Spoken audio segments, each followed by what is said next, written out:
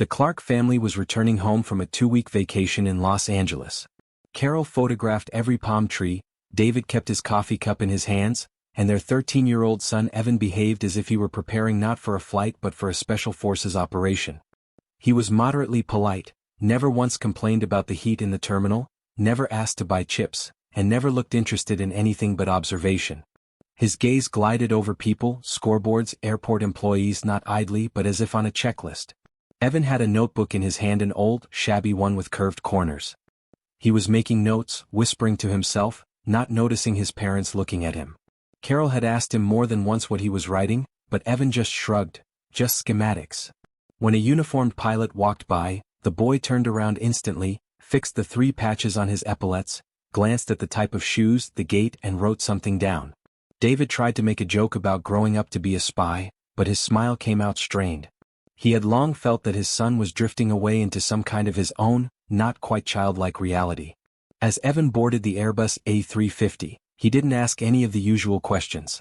He was interested in other things. He watched the stewardesses locking the carts, how they talked among themselves, how the captain lingered a little longer than usual at the entrance, assessing the situation. It was like he was checking to see if everything was going according to plan. Evan noticed that and wrote something down. The cabin was almost full. The family sat in the 5th row, closer to the cockpit as Evan had requested at check-in. He'd explained that he didn't like the shaking, but Carol suspected it was something else. When they were seated, Evan buckled in with remarkable neatness and immediately put his backpack between his legs, not in the luggage compartment. He sat up straight as if in formation, and watched the safety demonstration carefully, though he seemed to know it by heart. As drinks were being served, he politely approached the head stewardess, a young woman named Holly. The question came out of the blue. Do you still have manual rack redundancy on this version of the A350, or have you switched to an electric system? Holly blinked, not understanding, and asked again if he was smiling. Evan smiled back, but there was no joke or shyness in his eyes. Just wondering, he added, looking away and making a note in his notebook again. Holly glanced at the boy's parents, who only shrugged. Carol had long ago stopped realizing where Evan's infatuation ended and something more began. A couple of years ago he had been drawing airplanes in the margins of his school notebooks, but now he could recite excerpts from technical specifications by heart and build routes in an airplane simulator that he had hacked himself to connect real weather conditions. David had once jokingly said that it was better to fly with a kid like that than to argue. But now, sitting next to him in the cabin and feeling his intense concentration, he was beginning to feel a strange uneasiness. Evan wasn't just watching, he was counting down the minutes. He glanced at the clock a few times, then at the alarm above the cabin door. His fingers tapped on his backpack, in which something rattled weightily. Carol tried to switch her son into conversation, asking him what places he'd like to visit next summer. Evan nodded but answered evasively. His attention went back to the front of the plane, where the cockpit was barely visible from behind a translucent partition. He made a note again. What it was, no one knew. As the airliner began to taxi onto the runway, Evan looked at his father and said softly, "This isn't a normal flight." And he didn't say another word. No one knew what he meant. At 35,000 feet, everything seemed calm. The sun was breaking through the clouds, the cabin was softly lit, and the passengers were talking quietly or watching movies. Evan sat up straight as if he were in class for an exam. His eyes followed every step of the crew, every change in the sound of the engines, the way the air pressure changed, and especially how long it had been since any of the pilots had been in the cabin. The hour after takeoff went smoothly. The second hour began with the abrupt flashing of the crew call board, exactly above the cockpit door. Holly, the same senior flight attendant, quickly picked up the intercom phone, answered, listened, turned pale, and without closing the receiver went to the front. At that moment, Evan tensed for the first time. He pulled out a notepad, didn't write it down but crossed it out. It was as if the plan had changed. Another 6 minutes passed. No one came out of the cockpit. Instead, an automatic seatbelt message sounded over the intercom, not the captain, not the co-pilot, but exactly the programmed recording. Evan heard the intonations at once. Smooth, synthetic. Not manual then. Something was already wrong in the cockpit. He slid a glance at his father's face. David was leafing through a magazine, but he could already feel the tension nearby. Carol was trying to distract herself with a book, but her hands were tense. A couple minutes later, Holly returned. She was talking to someone from the crew, backing up against the wall, but Evan could see the phrase "heart attack" and "no one answering" on her lips. After that, one of the junior flight attendants headed to the back of the plane, as if looking for the co-pilot. Evan covered his eyes for a moment. Then he pulled a flat gray tablet with rubberized edges out of his backpack, unlike the usual gadgets. He turned it on without bending over, as if he'd rehearsed it in advance. On the screen was an interface that resembled the cockpit's navigation chart. Holly approached the cabin again, banging on the door, saying something into the receiver. There was no response. Then the noise began. Passengers in business class noticed something. One man stood up, walked closer and asked something. He was stopped, but an anxious whisper had already spread through the rows. A couple minutes later, the whole thing broke down. "There are no pilots," ran through the cabin. Someone screamed. A woman by the porthole started sobbing. In the tail, someone called the stewardess for a doctor. A baby cried. The lights dimmed. Blood pressure dropped a little, or maybe it seemed like it. People began to rise, losing control of themselves.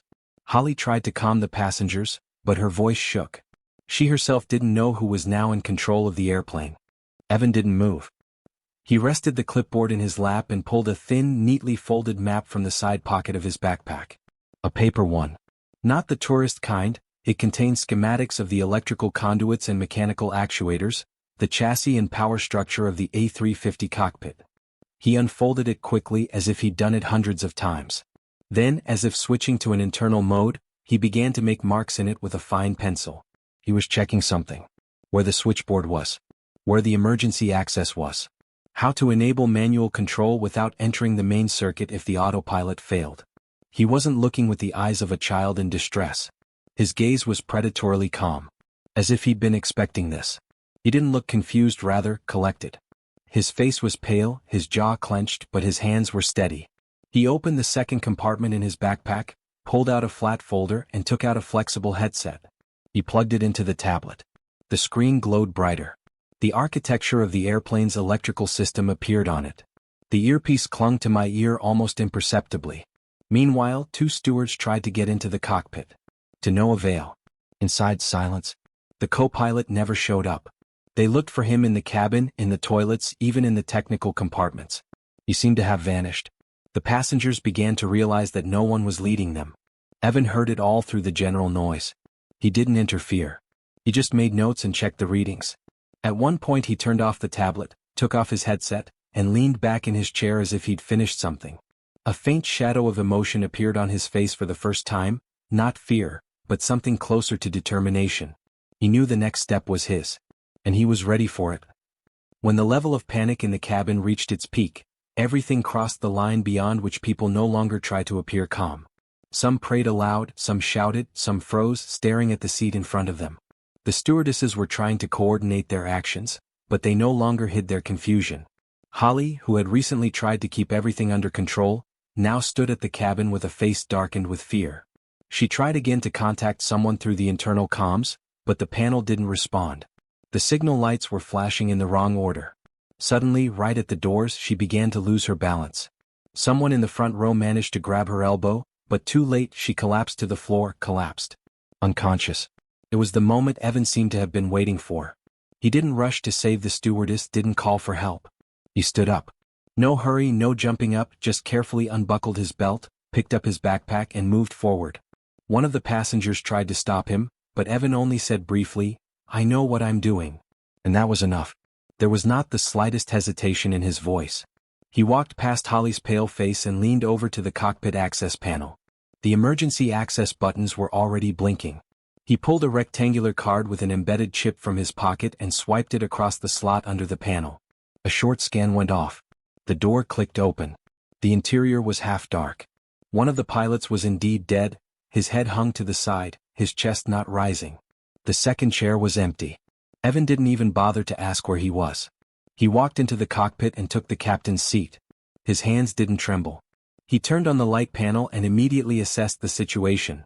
The autopilot was malfunctioning, the instrument data was divergent, the stabilizers were unstable. He took out his tablet, connected it to the onboard system through the emergency port, and launched a program called OCS Operator Command Suite. At that moment, the countdown began. But not on board, but in the system he had connected. A few years ago, under a closed protocol, an experimental program was launched in the United States to train so-called hybrid operators, teenagers with unique abilities to perceive information, reaction speed and long-term attention. They were selected among gifted schoolchildren, and only a few were allowed to undergo advanced training. DARPA oversaw the project in cooperation with the military and private contractors. Evan was one of them. He was accepted not by patronage, but by tests he passed better than adult engineers. He had absolute spatial reasoning and an almost photographic memory. The only condition was complete anonymity. His parents knew he was undergoing advanced engineering training. In fact, he was part of a program that even the Senate was discussing behind closed doors. Now he was sitting in a real airplane. In the sky. Alone. The panel came to life under his hands. He entered the emergency authorization code, and 5 seconds later his headset came to life. A dry voice sounded. Confirm ID. Evan called out the call sign and code. The connection was established. Pentagon.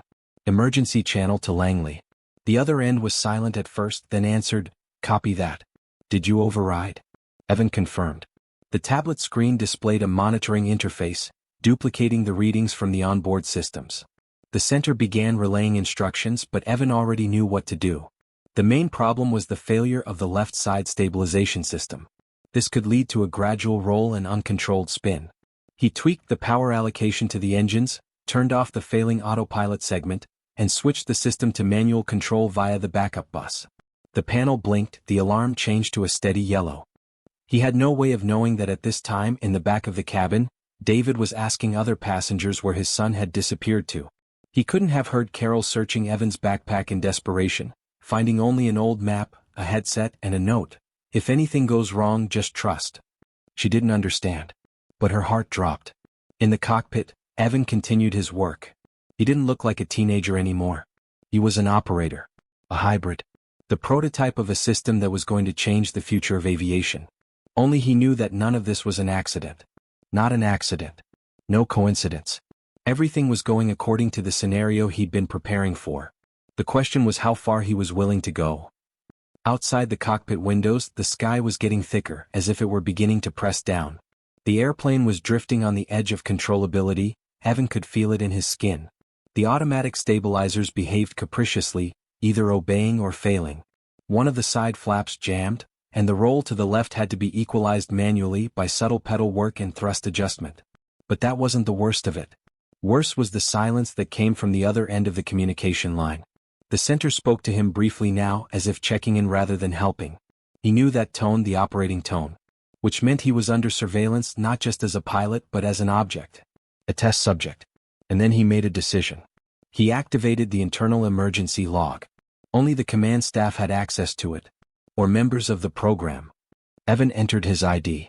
A few seconds and a set of technical records, logs and time codes opened before him.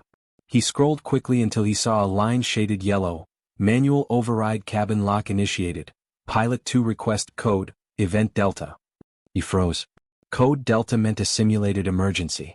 There was only one instance in which a pilot of the second rank was required to leave the cockpit on an external signal without voicing the reason if the exercise scenario called for it. Evan slowly shifted his gaze to the control monitor. It reflected his own gaze. He knew what the code meant. He realized that the crash was part of the experiment. The entire flight. One pilot failing, the other missing, systems failing, the autopilot shutting down. It was all staged. But not to save him. To test him. To put him under pressure. Real pressure, no chance of pause. And another detail, the log said, observation units. Active/parental notification. Suppressed. Parents haven't been notified. So they still don't know anything. In the cabin, David and Carol Clark sat in the fourth row, hugging each other, silent, as if instinctively protecting each other from what was happening. They had already heard rumors that there was a teenager in the cabin. Someone had said it was that boy. Several people had already guessed. Carol clutched the note she had found earlier to her chest. Her fingers trembled. She was whispering something to herself, perhaps praying. David, pale, stared at the front of the fuselage where their son was now. His thoughts were like a vortex. He knew Evan was special. But he didn't know how special. Meanwhile, Evan had activated the manual pre-landing pattern. The plane was approaching the eastern corridor of airspace over South Carolina. The control point was a military airfield hidden in the system as a reserve runway. That's where it was headed. But there was no more than 15 minutes to touchdown. And one problem, the descent altitude was deviating. He could not use the standard approach algorithm, the stabilization system was failing again. He made a risky decision to turn off the automation completely. Now every movement was his. He took his hand off the tablet, gripped the steering wheel tightly, looked at the horizontal scale. Everything depended on the angle of descent. Too sharp, overload. Too smooth, he couldn't get into the runway. The cabin pressure was fluctuating. There was silence in the cabin. People could feel the plane starting to descend. Someone shouted. Someone froze. Evan was checking the angle of attack and the pressure on the stabilizer. Just one shot. One feint. He remembered the training, a simulation in the face of servo failure. He barely made it then. But now not the screen. It was live people. He set the flaps manually. He turned off the altitude display and checked it against the geographic coordinates. He couldn't trust the instrument now. His body was already reacting faster than his thoughts. His fingers worked independently. He hardly blinked. In the earpiece, new instructions from the center, but he interrupted them with short confirmations. He knew that now it was not they who were leading him. He was leading them. The streak showed up just as one of the internal sensors picked up a pressure failure in the right brake circuit. The grip on the lane would be uneven. Evan figured out how to redistribute the load through reversing the engines. Everything was happening in seconds. The cockpit shook. The horizon line on the screen jumped. My arms ached from the strain. But the plane was entering the glide path. He didn't even let himself wonder if it would work. He just did. In those moments, Carol already knew. Everything as it was. She remembered how Evan didn't watch cartoons, how he hid some chips, how he once disappeared for a week supposedly for math camp. She knew there was a secret in her kid. But she didn't think she had. David looked ahead and whispered only one thing: hang in there, son. Just hang in there. The landing gear hit the concrete with a deafening creak, and the plane shook like a taut string. The nose almost bobbed forward, but Evan stabilized in time to stabilize his direction. The pedals responded with a delay, but they worked. He could feel the clutch starting to wobble. The right brake circuit was malfunctioning, just as the gauges indicated. He went into a slight turn, making up the difference with the left engine thrust. The control tower flashed off to the side, then the reserve hangars. Reverse came on with a distinctive hum, and the airplane, sliding hard on the runway, finally slowed down. It stopped closer to the end of the runway than it would have liked, but it stopped. Nothing else mattered. The silence in the cockpit was heavier than the hum of the engines. Evan leaned back in his seat, closed his eyes, and let himself exhale for the first time in the entire flight. The door behind him opened ajar. Someone entered cautiously. He didn't turn around. He knew that another part of the scenario was about to begin. A few minutes later, men in black uniforms without insignia burst into the cabin. Passengers were asked not to get up, not to take off their belts. It looked like a normal evacuation. But Evan knew it was an operation. Vans with tinted windows, military vehicles, armored cars without license plates lined the runway. There were ambulances outside the perimeter, but they weren't allowed inside. One by one, all the passengers were taken out, not allowed into the cockpit. It was only when the line reached the front rows that David and Carol were held up. They were approached by a man in a smart suit who identified himself as from the National Security Office. He didn't explain anything, just said that their son was alive, unharmed, and had performed the operation successfully. It was enough to make David's mouth dry and Carol's knees shake. They didn't understand. Operation? Meanwhile, a man with hard features and a voice that held neither surprise nor praise, just fact, appeared in the cockpit. He confirmed to Evan, the landing had counted. The scenario had been fulfilled. The co-pilot, as it turned out, had been withdrawn in advance. He had been on board only at the beginning of the flight and had left the airplane by means of a hidden capsule on the steering rack. And the first one's failure was staged, with the exact time of cardiac arrest, under medical supervision. Everything from the autopilot failure to the cockpit door locking was part of a scenario coded Predator initiative. This wasn't an accident. It was a test. Evan found himself not just a participant, he was the only real subject of the experiment. Everything around him was staged, calibrated to the seconds. Only he didn't know the main thing. The moment when the scenario was launched had not been coordinated in advance. It was done intentionally, to exclude the factor of preparation. Only then was it considered a clean test. And he did it. The parents were only allowed to see their son for a few minutes. Carol clung to him, not knowing what to say. David stood behind her, pale, devastated. He wanted to ask who his son was now, but he didn't know how. Evan was silent. He just looked at them, a look that was almost adult. No reproach. But also without childish confusion. He knew they wouldn't understand everything, but they would understand the main thing. There was no presidential reception. There were no cameras, no journalists, no medals, no speeches. Just a brief handshake at a military airfield, and the phrase Evan heard from the man in the black uniform, "You're on the list now. Welcome." Then he was escorted into a closed van and driven away in a two-car escort with license plate jammers. No police, no civil aviation, no one had access to these corridors. 3 months passed. Somewhere in Arizona, beyond Google Maps, an unnamed base is lined up against a horizon shivering with heat. On a concrete strip stands a white cockpit simulator. Next to it is a black flag with a symbol not known in public registries. Evan, in his new cadet uniform with silver stripes on his collar, stands at the edge of the strip.